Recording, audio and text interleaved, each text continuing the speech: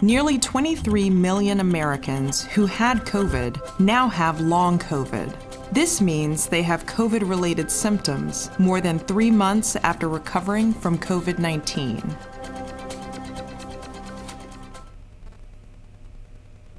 Hello, everyone. I'm Sign1News anchor Vanessa Paloma-Bajarnik. Here's a quick look at the top trending international news stories in ISL making headlines today. If you post an interesting comment about this update, we may add it at the bottom of the screen. Spanish authorities say 7 people have been arrested in relation to incidents of racist abuse directed at Real Madrid soccer player Vinicius Jr. this season.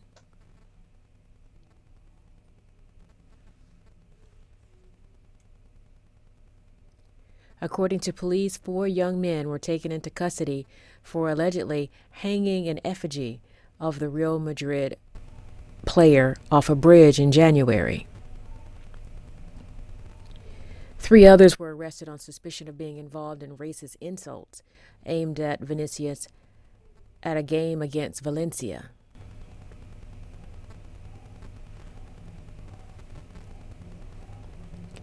Officials are treating both incidents as hate crimes. According to the referee's official report from the game, a fan shouted, "Monkey, monkey," at Vinicius during the second half. There was also video showing him being subjected to various other racist insults throughout the game.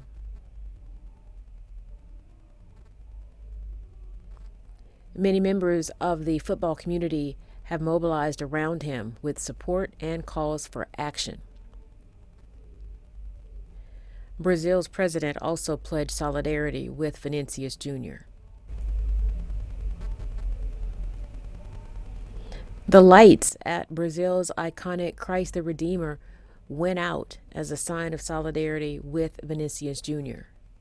Officials say it is a symbol of the collective fight against racism and in solidarity with all who suffer prejudice around the world.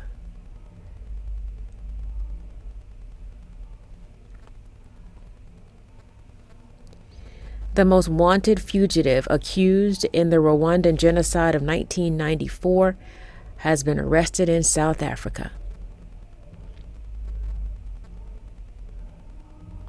Police say they found Fulgence Kayishema living the good life in wine country near Cape Town. For more than 20 years, his mugshot was plastered on top of a list of the most wanted perpetrators of the Rwandan genocide. In 1994, more than 800,000 Tutsis and moderate Hutu Rwandans were shot, burned, or killed with machetes during the genocide. Investigators say Kashiyema was not just a mastermind, but was also a participant. But he escaped by blending in with the thousands of refugees fleeing Rwanda. He used fake papers, fake names, and worked with other fugitives to get refugee status and asylum in Mozambique, Eswatini, and finally South Africa. He initially denied his true identity when he was arrested, but then admitted who he was and said, "I've been waiting a long time to be arrested."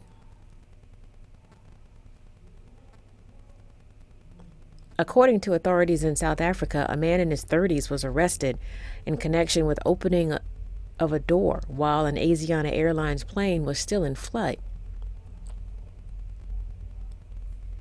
An official told CNN the plane was about 2 to 3 minutes away from landing and about 700 feet in the air when the door was opened by a man sitting in the emergency seat.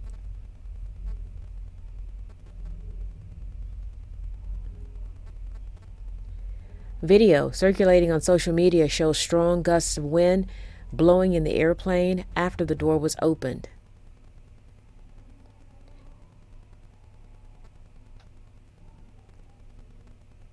Terrified passengers gripped their armrests in the chaos. Authorities say 12 people suffered minor injuries from hyperventilation. Local police say the man confessed, but would not say why he did it.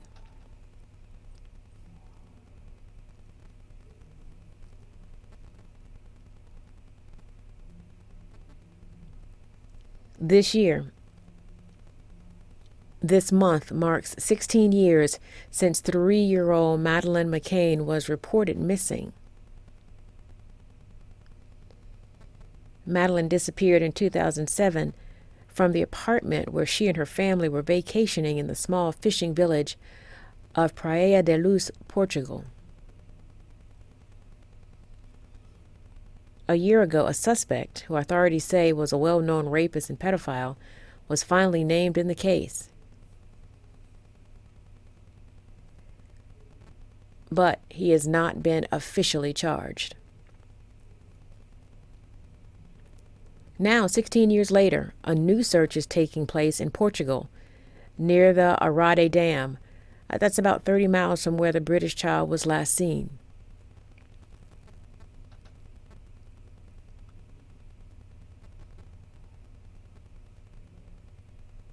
The prosecutor is certain Madeleine is dead, not because of forensic evidence, but other undisclosed evidence.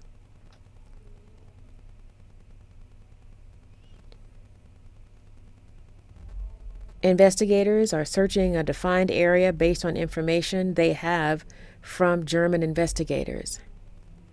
Part of the reason they're searching in that spot is because photos from the area were found on the computer of the prime suspect. Authorities have also reported finding material that they say may be examined by experts, but they will not say what it is. According to the U.S. Secretary of State, the Sudanese Armed Forces and the Rapid Support Forces have agreed to a 7-day ceasefire. It's the first such agreement since the fighting broke out last month between the groups. But at the same time, more than a month of fighting in Sudan has forced over 1 million people to flee their homes. The United Nations says most of those people are displaced internally, inside the country. But more than 330,000 have left the country.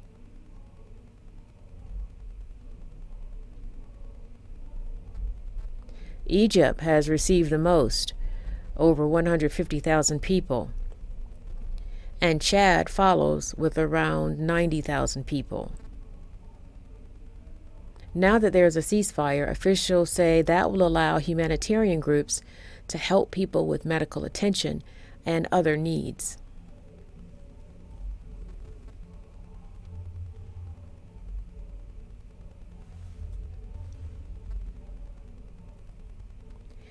London's High Court ruled Prince Harry does not have the right to privately pay for police security while in the UK. He filed a lawsuit saying there is a provision in UK law that allows private payment for police services, even though he has stepped down as a working member of the royal family. But the High Court ruled Prince Harry wanted to keep the kind of police protection granted to royalty and public figures, and denied his request.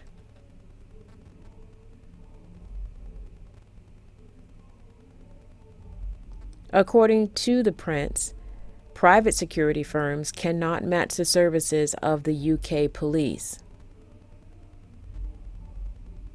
And he thinks protection is greatly needed whenever he and his family visit the UK.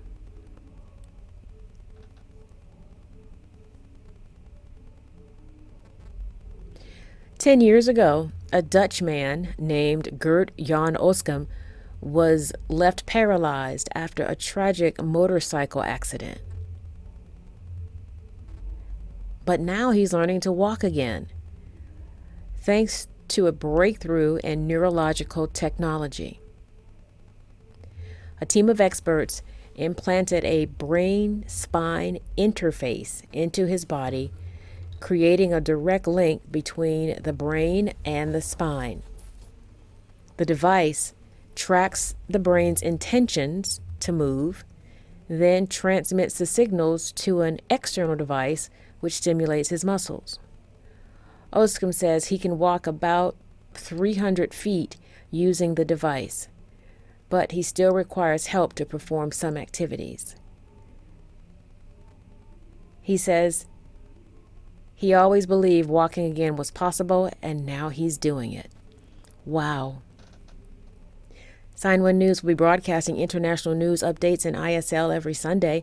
A big thank you to our Sign1News app supporters. You help make this broadcast happen.